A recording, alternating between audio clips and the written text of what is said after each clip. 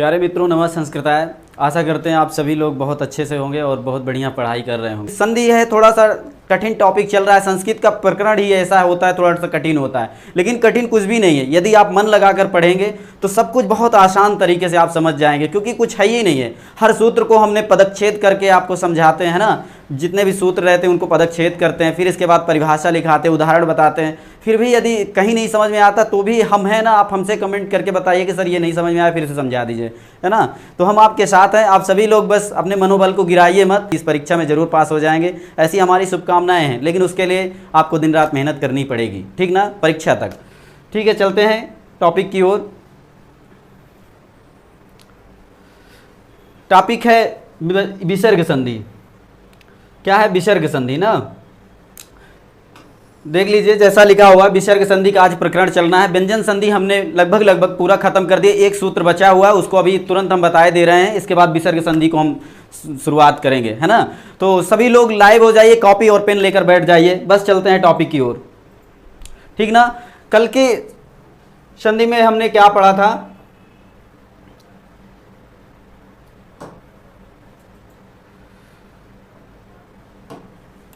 कल एक सूत्र लास्ट में हमने पढ़ा अनुनासिक संधि का, यरो अनुनासिके अनुनासिको वा, है ना। संधि क्या थी?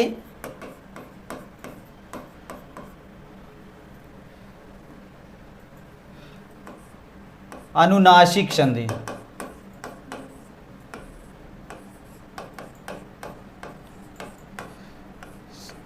कल की संधि अनुनासिक संधि थी। इसका सूत्र क्या था? सूत्र देख लेते हैं।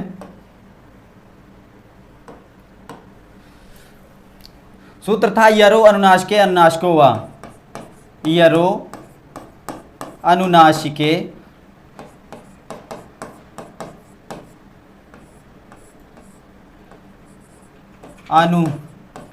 अनुनासिको वा।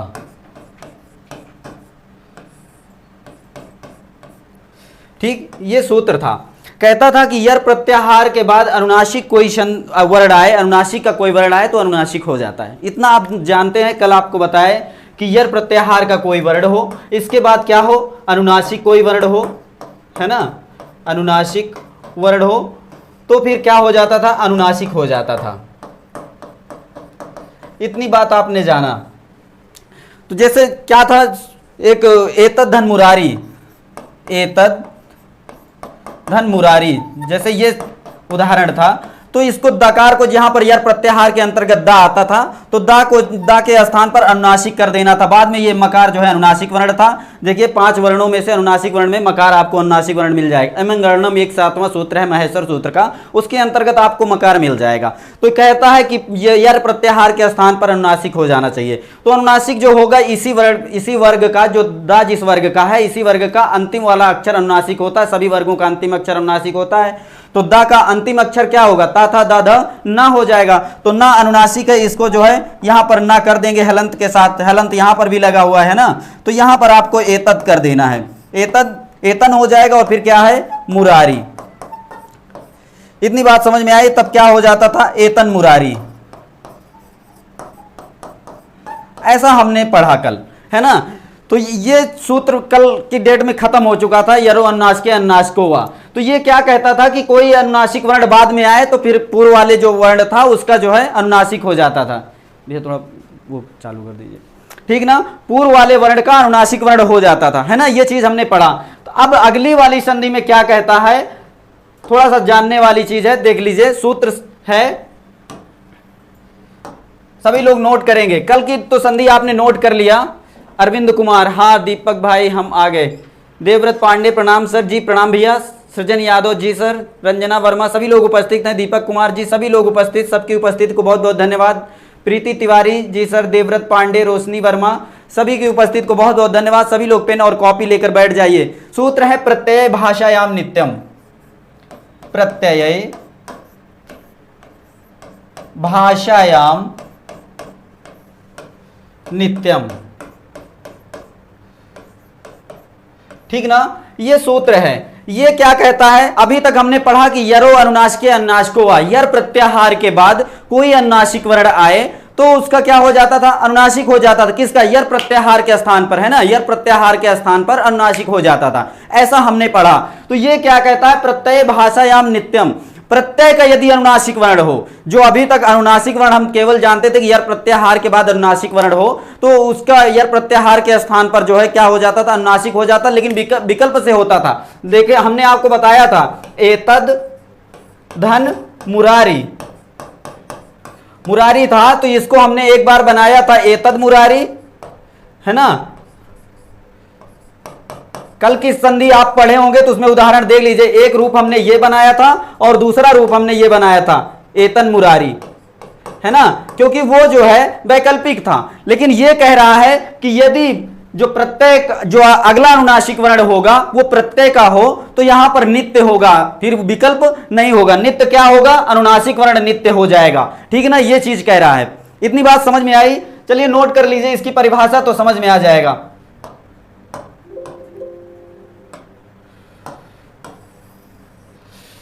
कल की जो क्लास थी उसमें एतद धन मुरारी में एतन मुरारी और एतद मुरारी दोनों बन रहा था, क्योंकि वैकल्पिक रूप था। आज क्या है, प्रत्यय भाषायाम नित्यम जो कह रहा है, प्रत्यय भाषायाम नित्यम कहता है कि जो यदि अनुनासिक वर्ण, जो बाद वाला अनुनासिक वर्ण आएगा वो यदि प्रत्यय का होगा तो फिर अनुनासिक नित्य होगा, फिर वहां पर वैकल्पिक कोई व्यवस्था नहीं होगी। इतनी बात समझ में आई।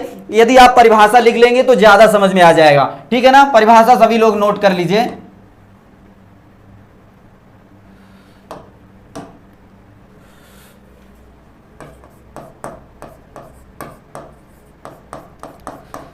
परिभाषा लिखिए,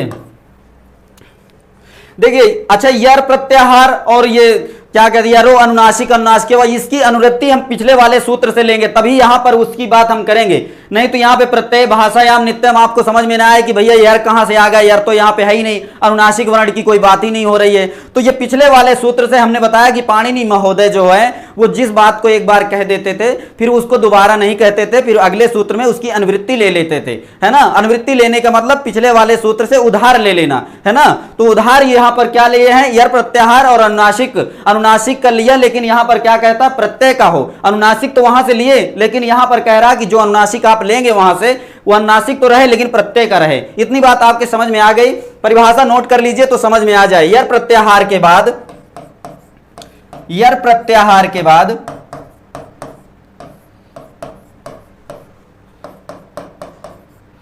यर प्रत्याहार के बाद कोई अनुनासिक वर्ण आए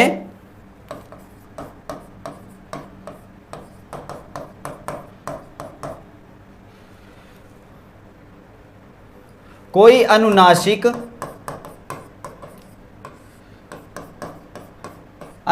वर्ण आए तथा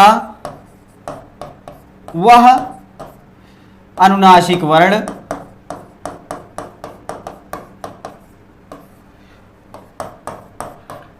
किसी प्रत्यय का हो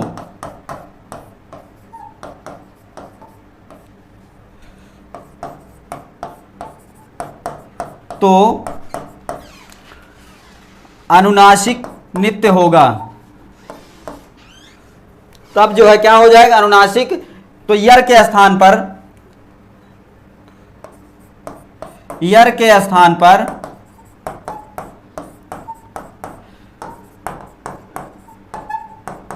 अनुनासिक नित्य होगा, ठीक ना। इतनी बात आप समझ लीजिए। यर प्रत्याहार के बाद कोई अनुनासिक वर्ण जो आएगा वो किसी प्रत्यय का हो, है ना। अनुनासिक वर्ण आए तथा वह अनुनासिक वर्ण किसी प्रत्यय का हो तो यर के स्थान पर अनुनासिक नित्य होगा, फिर यहां पर वैकल्पिक कोई व्यवस्था नहीं होगी। जैसे पिछले सूत्र में विकल्प से होता था, यहां पर विकल्प वाली कोई ऐसी बात नहीं होगी। यरो अनुनासिक अनुनासिक वाह का मतलब होता था विकल्प, वाह का मतलब क्या होता था, विकल्प, है ना। तो वहां पर वा लगा हुआ है, यरो अनुनासिक अनुनासिको वा का मतलब यर के स्थान पर अनुनासिक हो जाएगा यदि बाद में अनुनासिक आता है तो। लेकिन कैसे होगा? विकल्प से होगा। चाहे तो आप अनुनासिक करें अथवा जिस तरह से संधि थी उसी तरह आप रख सकते हैं। एतत् मुरारी या एतद मुरारी कर दीजिए और फिर चाहे एतन मुरारी कर दीजिए। 3 रूप लिखेंगे, तीनों सही हो जाएंगे। इसलिए कि तकार को दकार हो जाता है, जस्त संधि में तीसरा वर्ण हो जाता है। तो एतत् मुरारी और एतद मुरारी दोनों सही है। जैसे देख लीजिए, एतत् कर दीजिए चाहे एतद कर दीजिए, ये दा, ये जो दा आया है ये दा किसका है? जस्त का है ना। जस्त संधि में हमने पढ़ा था कि तीसरा वर्ण हो जाता है। तो ये तकार को दकार जो हुआ है ये जस्त से हुआ है। तो एतद मुरारी और एतन ऐसा भी हुआ है तो ये भी सही हो जाएगा, है ना, एतन मुरारी। तो ये चीजें थी, ये वैकल्पिक व्यवस्था थी। लेकिन यहां पर वैकल्पिक व्यवस्था नहीं है। यहां पर वैकल्पिक व्यवस्था नहीं है, ठीक है ना। इतनी बात आप समझे रहिएगा। यहां पर नित्य होगा। आगे चलें, इतना आप सभी को समझ में आ गया। नमस्कार पांडे हम जी, रंजना वर्मा जी विकल्प जी उसमें था, इसमें विकल्प वाली कोई व्यवस्था नहीं है, ठीक ना। आगे चलते हैं, इसका उदाहरण देख लेते हैं, ठीक है। इसका उदाहरण है, देख लीजिए, जैसे तत धन मात्रम,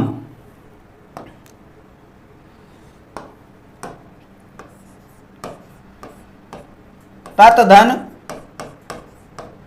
मात्रम, तत धन मात्रम। ये मात्रम जो है ये मात्रिच प्रत्यय है, ठीक ना, मात्रिच प्रत्यय है, ठीक ना। मात्रिच प्रत्यय का चा को इत संज्ञा और लोप कर देंगे, तसे लोपा से लोप कर देंगे तो मातृ बचेगा, ठीक ना, मातृ ऐसा है। हाँ, मातृ बचेगा तो वो क्या कहते हैं, नपुंसक लिंग में मात्रम बन जाएगा, है ना। जैसे फलम फले फलानी होता है तो फलम जैसे बनता है, उसी तरह इसका जब लोप हो जाएगा तब क्या बनेगा? मात्र बन जाएगा। मात्र का भी जब नपुंसक लिंग में बनाएंगे तो मात्रम बन जाएगा। इतनी बात समझ में आ गई। तो तत धन मात्रम को ये प्रत्यय है, ठीक ना, प्रत्यय का है।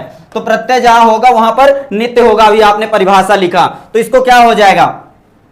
ये यहां पर क्या हो जाएगा? यहां पर अनुनासिक हो जाएगा, लेकिन ये यर के स्थान पर अनुनासिक हो जाएगा ना, ये चीज आपने लिखा। तब इसको क्या करेंगे? तन धन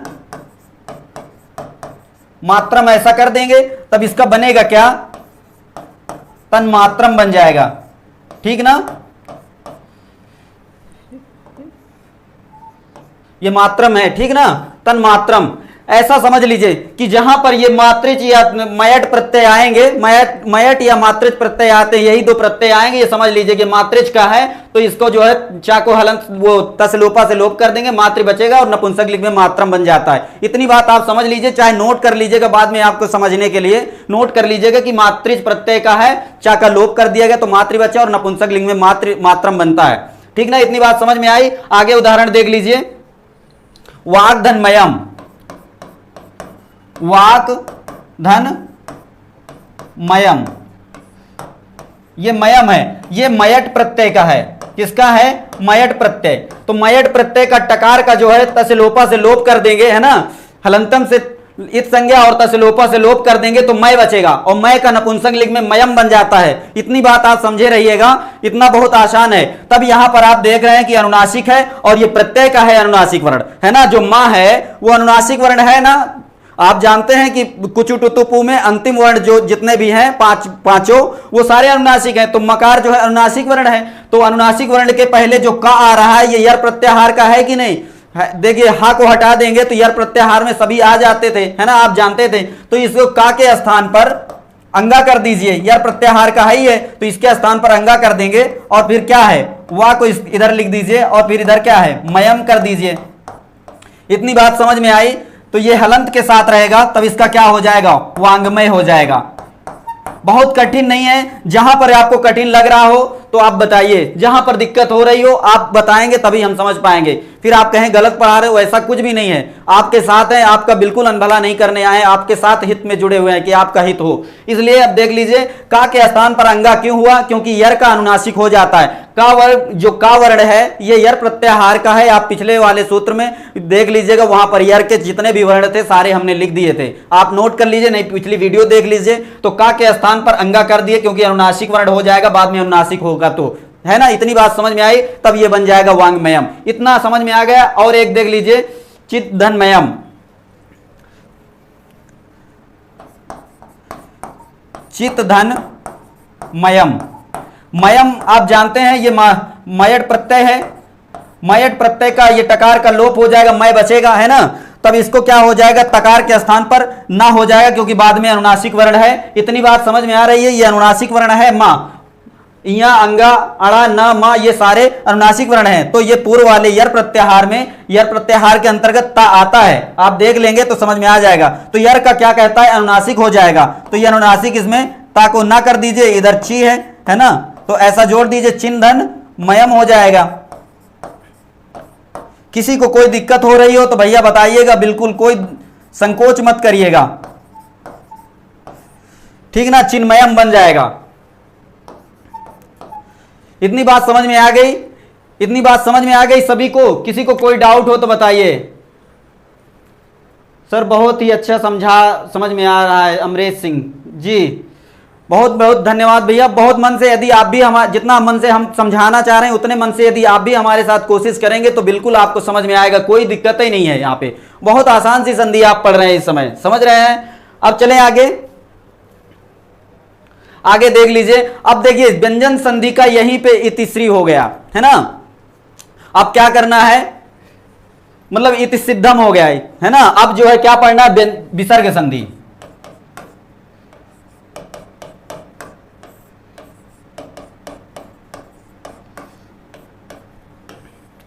विसर्ग संधि, विसर्ग सबसे पहले लगता कहां है ये चीज जान लीजिए। विसर्ग आप देखते हैं तो क्या व्यंजन के आगे लगता है या स्वर के आगे लगता है, आप जवाब दे सकते हैं, सभी के कमेंट हम देख रहे हैं। विसर्ग लगता कहां है, विसर्ग संधि में सबसे पहली चीज जानने वाली चीज है, विसर्ग लगता कहां है, स्वर के बाद लगता है या व्यंजन के बाद लगता है, यह चीज आपको बताना, स्वर के बाद लगता है या व्यंजन के बाद लगता है।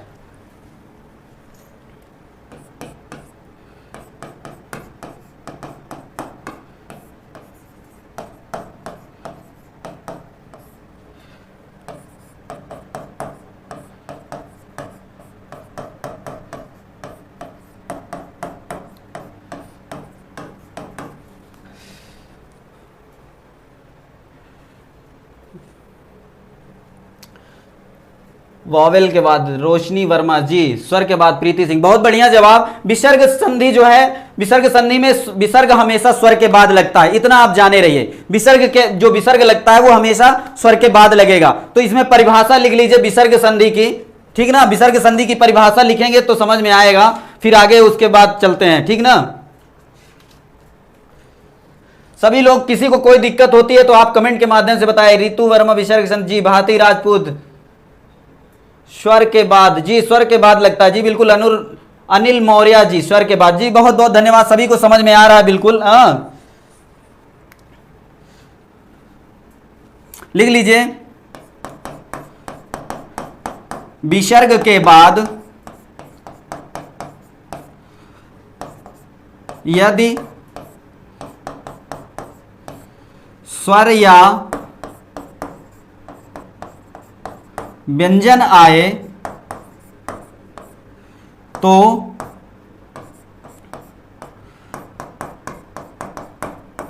विसर्ग के स्थान पर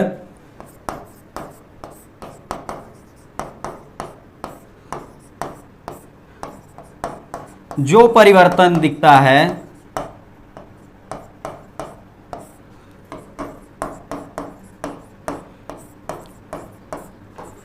उसे विसर्ग संधि कहते हैं।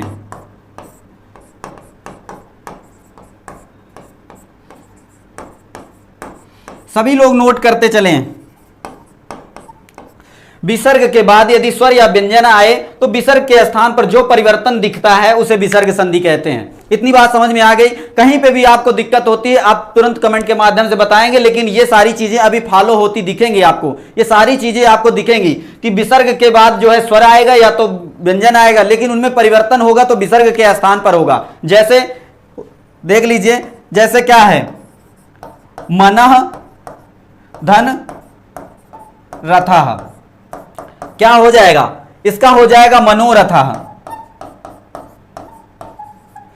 मनोरथः।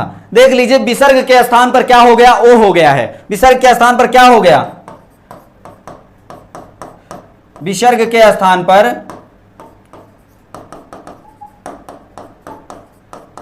ओ हो गया है ना। यहां पर देख लीजिए यही विसर्ग के स्थान पर क्या हो गया है, ओ हो गया है, यही परिवर्तन है, इसी को क्या कहते हैं, विसर्ग संधि कहते हैं। इसी तरह के तमाम सारे परिवर्तन आपको दिखेंगे इस संधि में, ठीक ना। सभी लोग नोट करते चलेंगे तो बहुत आसान से समझ में आएगा, ठीक ना। आगे चलें, किसी को कोई डाउट? जी मनोरथा। लेकिन एक चीज और आपने देखा, हमने पहले ही बताया नोट में कि विसर्ग जो भी लगता है वो हमेशा स्वर के बाद लगता है। हमने लिखा मनः, मनः प्लस रथा लिखे थे, तो आप देखे होंगे यदि इसको अलग करेंगे तो मां, फिर क्या करेंगे, मां को यदि आ निकालेंगे, है ना, फिर क्या करेंगे, ना में भी आ निकालेंगे, तब इसके बाद क्या है, विसर्ग है, ठीक ना। इस तरह है ये मनः। इतनी बात समझ में आ गई, आ के बाद विसर्ग है, इतनी बात समझे रहिएगा। हमेशा जब भी आप देखेंगे विसर्ग वो हमेशा स्वर के बाद रहेगा।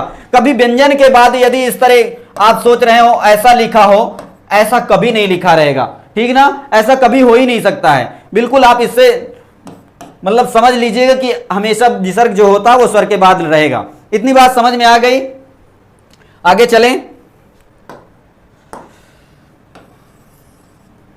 बहुत देखिए, बहुत हौहा के भी पढ़ने में भी समझ में नहीं आएगा, बहुत टेंशन लेकर भी आप पढ़ेंगे तो क्या कर लेंगे। अब और पढ़ना तो आपको पड़ेगा ही, कैसे भी पढ़ेंगे आपको पढ़ना पड़ेगा। लेकिन कुछ यदि आपको समझ में आ रहा है, यदि समझ में नहीं आ रहा तो आपको कमेंट करने में जाता क्या है, नहीं समझ में आ रहा बताइए, हम समझाएंगे, हम हैं किस लिए, नहीं तो आपको समझाने के लिए तो है ही, और बिल्कुल सरल तरीके से समझा रहे हैं कि कोई दिक्कत ना हो, ठीक ना। आगे चलते हैं, जो परिवर्तन होते हैं विसर्ग संधि में उनको जो है देख लीजिए कैसे कैसे परिवर्तन होते हैं, विसर्ग के स्थान पर कैसे परिवर्तन आते हैं, उन्हीं सब संधियों के अलग अलग नाम हैं, उनके नाम के द्वारा हम देखते हैं कैसे परिवर्तन हो रहे हैं, ठीक ना। तो देख लीजिए, आपको एक चीज और समझाना था, जैसे रामः लिखा होता है, आपने पढ़ा रामः, रामौ, रामः, आपने ऐसा पढ़ा, या बालकः, बालकौ, बालकाः, इस तरह से आपने पढ़ा।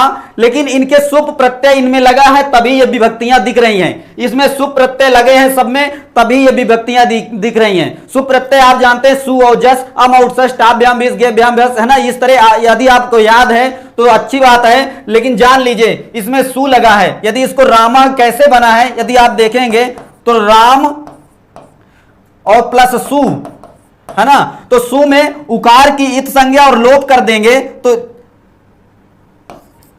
राम में सु जो लगा हुआ है इसकी इत संज्ञा और लोप कर देंगे तो क्या बनेगा, रामस बन जाएगा, रामस बन जाएगा, है ना।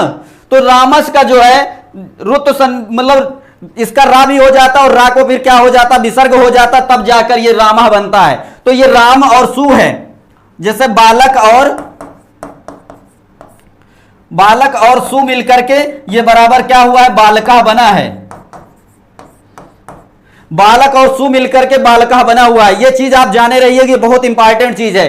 सु और जस, अम और सस, टाभ्याम भीस, गेभ्याम भैस, है ना। इस तरह से सब कुछ आपको सातों विभक्तियां तक जब जोड़ेंगे ना तो इसी तरह आपको ये सु और जस इस तरह से मिलेगा। इसमें जैसे मान लीजिए सु है, इसमें औ है, इसमें जस लगा हुआ है ना। तो इस तरह से सारे प्रत्यय लगे हुए हैं इनमें। ये प्रातिपदिक बालक जो है शब्द, मान लीजिए जो बालक है, बालक प्रातिपदिक शब्द है, प्रातिपदिक मतलब मूल शब्द है। तो इसमें जब यदि सुप और तिंगन पद लगेंगे तभी पद बनेगा। तो इसकी पद, ये पद बन गया है। ये रामा यदि बना है, बालका बना है तो ये पद बन गया है। यदि इसमें विसर्ग नहीं लगा होता, सु नहीं जुड़ा होता तो ये पद नहीं होता, ये फिर एक मूल प्रातिपदिक होता, इसमें कोई मतलब नहीं होता। ये जो है अब ये एक पद बन गया है, इसमें विभक्ति से युक्त हो गया है तो पद बन गया है। या तो सुप विभक्ति लगे या तो तिंग विभक्ति। तिंग विभक्ति हमेशा धातुओं के साथ लगती है, जैसे पठति पठता पठंती, गच्छति गच्छता गच्छन्ति, गच्छ धातु में तिंग प्रत्यय लगे तो गच्छति बन जाएगा, है ना। ये चीजें थोड़ा सा जानकारी में रखे रहिएगा। सु प्रत्यय इनमें सब में जुड़ा हुआ है, इसलिए ये रामा बना है, तो राम में सु लगा हुआ है, तो सु में उकार का लोप हो जाता तो सा बन जाता है, तो रामस बन जाता है ना। तो सा को फिर रुत्व आदेश हो जाता है, और रुत को जो है क्या हो जाए, खरोवशान है विसर्जनीय से जो है इसका अवसान में जो कुछ न रहता तो रा को विसर्ग हो जाता है, तो रा को विसर्ग हो जाएगा तो बालका बनेगा। अभी ये सारी संधियों को हम बता देंगे, रुत्व कहां आदेश होता है और फिर खरोवशान है वो विसर्जनीय से जो है क्या होता है, विसर्ग हो जाता है रा को, ठीक ना। ये सारी चीजें आपको बिल्कुल कठिन नहीं लगेगी, लेकिन थोड़ा सा आप इंतजार करिए। केवल समझाना यह था कि रामस बनता क्यों है, क्योंकि अगली संधि में ये रामस को विसर्ग करना है या इसके बारे में बताना है, इसीलिए इसको बताएं कि रामस है तो ये रामा का है सा, ये राम और सु में जो है उकार का लोप हो गया है तो ये बचा है सा, और सा को यदि रुत करेंगे तो रा बचेगा, उकार का भी वहां पे लोप हो जाएगा, रा बच जाएगा, और रा को फिर खरो अशानय विसर्जनीय से जो है विसर्ग आदेश हो जाता है। इतनी बात समझ में आ गई? यदि नहीं समझ में आई तो भी आप टेंशन मत लीजिए, बस ये जान लीजिए कि राम और सु में ये जो बालका और सु लिखा है तो ये बालका बन जाता है, बालका और सु मिलकर के बालका बन जाता है, तो इसका सु का उकार का लोप कर दिए हैं तो यहां पर इसमें बालस बन जाएगा, यहां पर क्या बन जाएगा, बालस बन जाएगा, ठीक ना। सु का यदि लोप करेंगे तो इतनी बात जान लीजिए, बहुत मोटे मोटे में। इलाहाबाद की नंबर 1 एक्सीड कोचिंग, जी बहुत बहुत धन्यवाद भैया। बस यदि आप समझ रहे हैं तो फिर कोई दिक्कत नहीं है। मैं यही कहना चाह रहा था कि राम में सु लगा है, इसी सु का जो है विसर्ग है, ये सु और जस प्रत्यय सभी में लगे हैं मूल प्रातिपदिक में। जैसे बालक है, बालक में सु और जस लगाए हैं तो उसी तरह बालका बालको बना है ना। इसी तरह पूरी सातों विभक्तियां जो लगी हैं, सातों प्रत्यय, ये प्रत्यय के हिसाब से विभक्तियां लगी हैं। इतनी बात समझ में आ गई, आगे चलते हैं। संधि है रुत्व संधि, रुत्व संधि।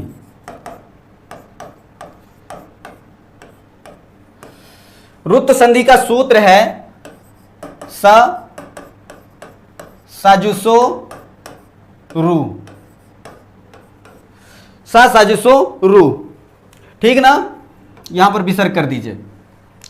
कहता है सा और सजुस का रुत्व आदेश हो जाएगा, है ना। सा का मतलब इसको अलग कर दीजिए, ये दंत सा रहे, चाहे सजुस का जो है, सजुस का ये मूर्धन्य सा रहे तो भी, सजुस का ये सा, तो इनके स्थान पर क्या आदेश हो जाएगा, इनके स्थान पर जो है रू आदेश होगा, और रू का क्या बचता है, रा बचता है। इसके स्थान पर भी रू आदेश हो जाएगा और रू का क्या बचेगा, रा बचेगा। इतनी बात आप समझे रहेंगे, कोई दिक्कत नहीं होगी। यदि इतनी बात यदि आपको नहीं समझ में आई तो फिर बताइए।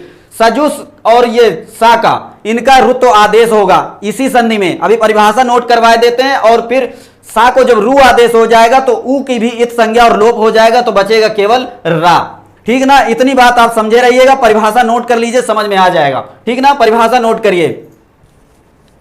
किसी को कोई दिक्कत? रागिनी पांडे, ठीक है। कोर्स कब तक कंप्लीट हो जाएगा?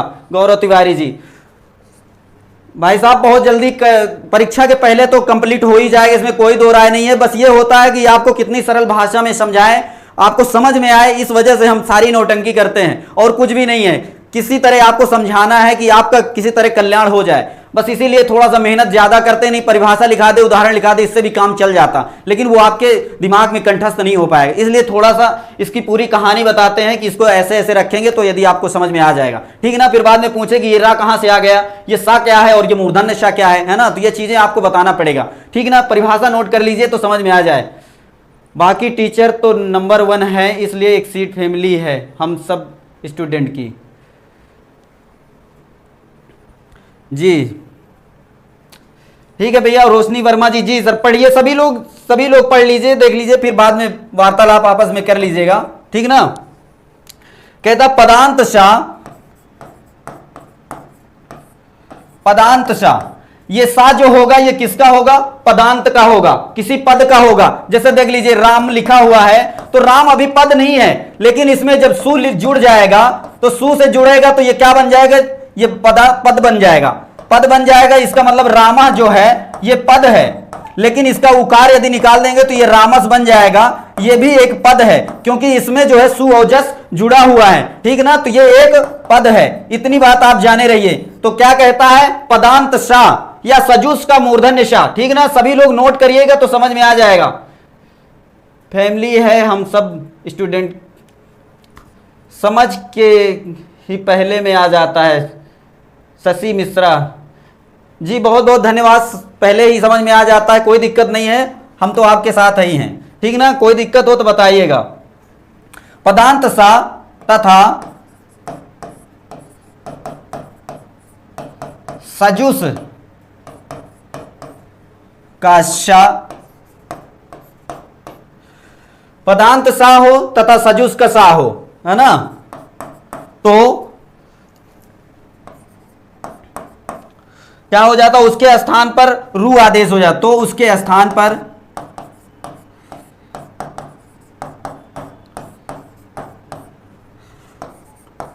रू रा आदेश हो जाता है।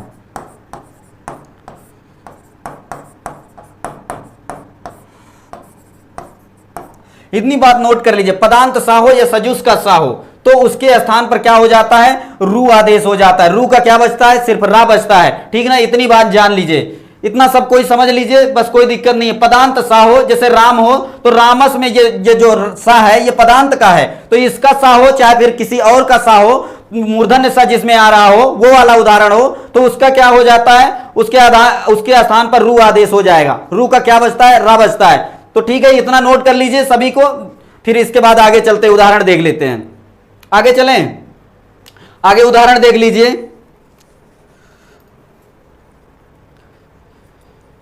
प्रयागराज की नंबर 1 एकेडमी जी बहुत बहुत धन्यवाद, सभी आप लोगों के प्यार की वजह से नंबर 1 है भैया। सभी लोग बस मन से पढ़े रहेंगे तो सब कुछ सही रहेगा, ठीक ना।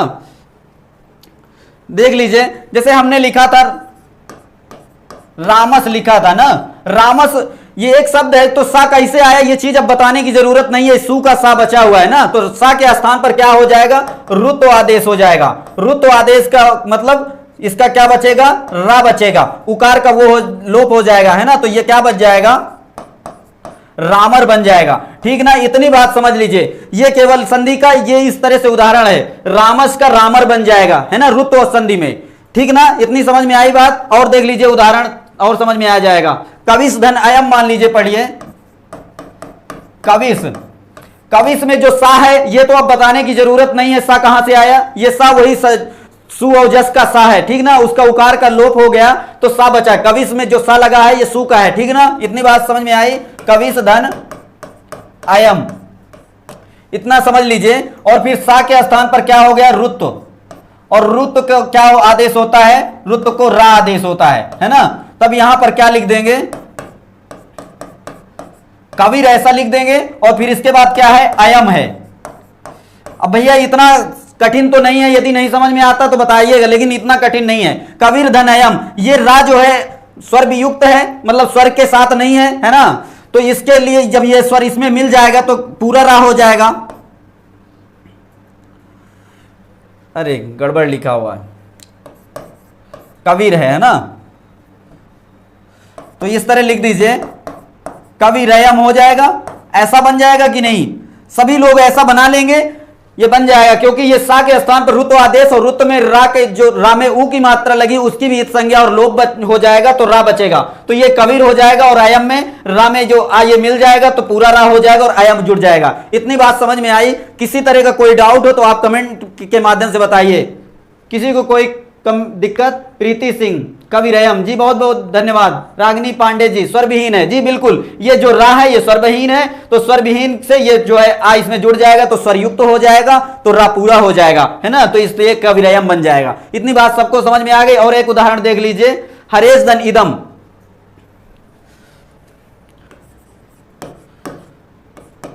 हरेश धन इदम, हरेश धन इदम, सा के स्थान पर रुत्व आदेश, और रुत्व का केवल रा बचेगा, ये आप जान रहे हैं। तब इधर क्या बचेगा, हरेर धन इदम, हरेर धन इदम बनेगा। सबको दिखाई दे रहा है जाए, क्योंकि आगे स्वर है और ये हलंत से युक्त है तो रा में ई मिल जाएगा, तो क्या बन जाएगा, हरे रिदम, हरे रिदम बन जाएगा, ठीक ना। इतनी बात समझ में आई। कोई दिक्कत कोई डाउट हो तो बताइए। कोई डाउट नहीं है ना, सबको समझ में आ रहा है। कल्लू यादव जी बहुत बहुत धन्यवाद, सबको समझ में आ रहा है। अरविंद कुमार जी गलत लिखा है, अरविंद कुमार जी गलत लिखा है सर। कहां गलत लिखा भैया? हरेश धन इदम, हरेर इदम हो जाएगा। रामस कहा कविस धनयम, कविरयम, कविरयम, क्या गड़बड़ कहां लिखा है? जल्दी बताइए, जल्दी से बता दीजिए, नहीं आगे बढ़ जाएंगे फिर। हरेर इदम, कविरयम। अरविंद कुमार जी जल्दी बताइए गलत कहां लिखा भैया? कहां गलत आपको दिख रहा है भैया? जहां गलत दिख रहा हो बता दीजिए तुरंत। देख लीजिए, जो सा है, सा को जो है रू आदेश हुआ है, और रू आदेश हो जाएगा तो रावी हलंत में रहेगा, तो कबीर धनयम कबीरयम हो जाएगा। इसी तरह यही सा का जो है रू आदेश रू का रा हो गया तो हरेर हो जाएगा, और फिर इदम हो जाएगा तो हरेर इदम हो जाएगा। इसमें कहां गलत है आप तुरंत बताइए ना भैया। हरेर इदम में क्या गलत है बताइए? हरेर इदम सही तो लिखा है। हरेर इदम,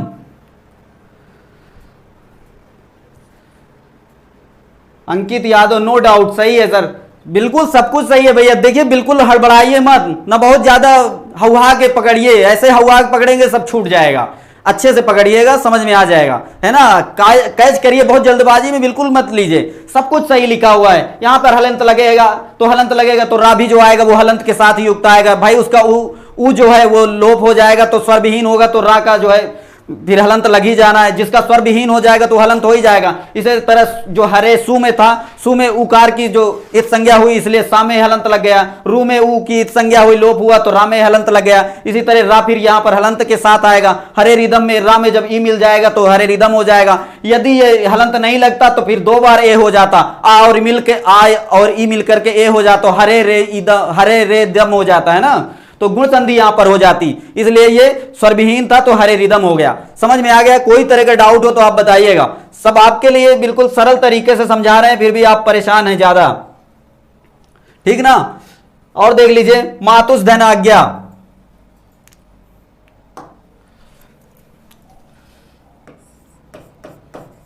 मातुस धन आज्ञा, मातुस धन आज्ञा। सा को आप जानते हैं कि इसमें रुत्व आदेश होगा, तो इसको सा के स्थान पर सबसे पहले रू कर दीजिए, और रू में उकार की यदि इत संज्ञा और लोप हो जाएगा तो हलंत में रा बचेगा। इतनी बात आप जानते हैं, रा हलंत के साथ रहेगा। तब इसके बाद क्या हो जाएगा? मातुर हो जाएगा कि नहीं हो जाएगा? मातुर हो जाएगा हलंत के साथ, और फिर इधर क्या है? आज्ञा है। रा में जब स्वर जुड़ेगा, ये रा में जब स्वर जुड़ेगा तो क्या हो जाएगा? बड़ा रा हो जाएगा। इतनी बात समझ में आ गई? मातुर आज्ञा हो जाएगा। क्या दिक्कत है? रुत्व संधि समझ में नहीं आ रही? देख लीजिए, सा के स्थान पर रू आदेश हुआ, रू का रा बचता है ना। इतनी बात समझ में आया? और सा कैसे आया वो भी आप जान रहे हैं, है ना। तो जो सु का है वो सा है ना, जो सा है वो सु का है। ठीक है, सब कुछ समझ में आ रहा, कोई दिक्कत ना होनी चाहिए। साधुस धन गच्छति, एक देख लीजिए, साधुस धन गच्छति, साधुस धन गच्छति। सा के स्थान पर रुत्व आदेश, रुत्व का क्या बचेगा? रा बचेगा शेष, है ना। तब यहां पर साधुर हो जाएगा, साधुर हो जाएगा, ठीक ना, हलंत के साथ। फिर इधर क्या है? गच्छति है, ठीक ना, समझ में आया? तब इधर क्या हो जाएगा? ये रा ऊपर चला जाएगा, रा हलंत में है, आगे स्वर कोई है ही नहीं है, आप देख ही रहे हैं। तब क्या हो जाएगा? साधुर गच्छति हो जाएगा। ऐसा लिख जाएगा, सही है? कोई डाउट हो तो बताइएगा भैया। साधुर गच्छति बनेगा, साधुस गच्छति का साधुर गच्छति, सा का रुत्व आदेश हो जाएगा। इतनी बात समझ लीजिए। कोई दिक्कत हो तो बताइए, कमेंट के माध्यम से तुरंत आप बताएंगे, तब समझ में आ जाएगा, ठीक है ना। और देख लीजिए, पितुस धन आज्ञा, पितुस, पितुस में जो सा है वो फिर से बताने की तो जरूरत नहीं है, कोई फिर से जुड़ा हो तो बता दें। जो पितु का वो विसर्ग वाला होता है, विसर्ग कैसे आया? सु से विसर्ग आता है, तो उसी सु का सा बचा है, उ का लोप हो गया है तो सा बचा है। और पितुस धन आज्ञा, पितुस धन आज्ञा में पूछेगा कौन सी संधि है तो आप बताएंगे विसर्ग संधि है। विसर्ग संधि के अंतर्गत कौन सा सूत्र इसमें लगा है तो आप बताएंगे रुत्व संधि लगी है ना। रुत्व सन सजिशो रू लगा है सूत्र। इस तरह से किसी तरह आपसे पूछेगा तो आप बताइएगा पितुस धन आज्ञा में कि कौन सा सूत्र काम कर रहा है, तो आप बताइएगा सजिशो रू काम कर रहा है। तब इसको देख लीजिए, सा के स्थान पर रू आदेश और रू का क्या बचता है? रा बचता है। और फिर क्या बचेगा? पितुर हो जाएगा, पितुर हो जाएगा, पितुर तक आप बना लेंगे। फिर इसके बाद आज्ञा है, फिर देख लीजिए ये रा को हलंत के साथ है, ये बड़ा आ इसमें मिल जाएगा तो क्या हो जाएगा, पितुराज्ञा हो जाएगा।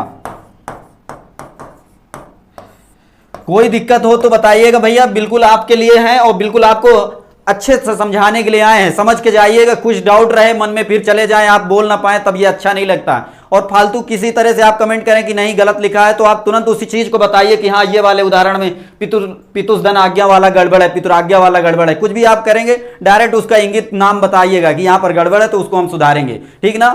मानव स्वभाव है, हमसे भी गलती हो सकती है, आपसे भी गलती होती है, मानव त्रुटियां सभी से लाजमी है ना, तो उसको सुधारेंगे, हम उसको स्वीकार करेंगे यदि गलती रहेगी तो, ठीक है। आगे देख लीजिए, मातुस्धन आज्ञा, मातुस्धन आज्ञा हो गया। प्रातस्धन अहम, प्रातस्धन अहम क्या बनेगा, सभी लोग कमेंट के माध्यम से बताइए। प्रातुस्धन अहम है, प्रातस्धन अहम, ठीक है। इसका कमेंट करके जल्दी सभी लोग बताइए, प्रातस्धन अहम क्या बनेगा, जल्दी कमेंट कीजिए भैया।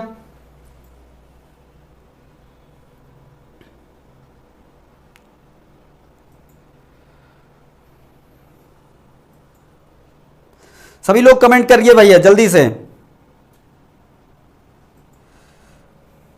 देख लीजिए, इसका सा को जो है रुत्व आदेश हो जाएगा, हमने बताया सा को क्या हो जाता है, रुत्व आदेश हो जाता है, तो इसके स्थान पर क्या हो जाएगा, रू हो जाएगा। रू का क्या बचेगा, रा बचेगा, है ना। इतनी बात आप जानते हैं, रा ऊ का लोप हो जाएगा तो रा बचेगा। तब इसको क्या करेंगे,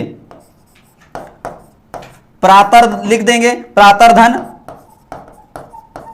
अहम हो जाएगा। इतनी बात समझ में आया। ये रा स्वर से विहीन है, स्वर विहीन है ना, स्वर नहीं है इसमें, तो ये आ इसमें मिल जाएगा तो पूरा रा हो जाएगा, तो क्या हो जाएगा, प्रातरहम हो जाएगा। कोई दिक्कत, इतने में कोई दिक्कत आपको समझ में आ रही हो तो बताइएगा।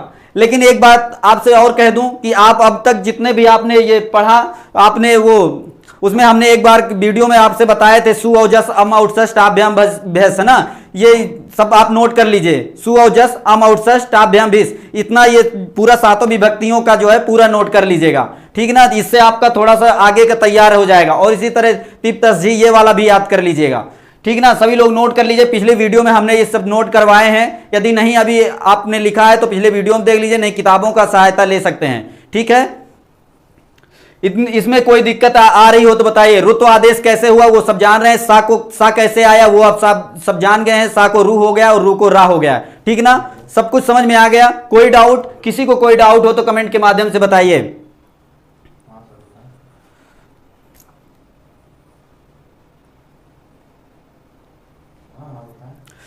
ठीक है, आज की कक्षा को हम यहीं पर विराम करते हैं। कल की कक्षा में हम फिर आपसे मिलते हैं, है ना। आज बस यहीं तक रहने दीजिए। कल की कक्षा में हम इसके अगली वाली संधि को बताएंगे, रा को विसर्ग करेंगे, है ना।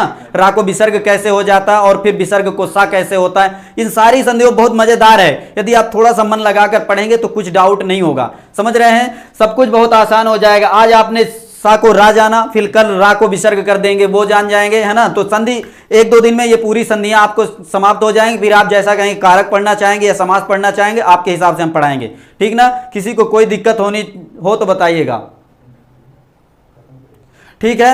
आज की कक्षा को यहीं पर विराम करते हैं। कल की कक्षा में फिर आपसे मिलते हैं। तब तक के लिए नमस्कार।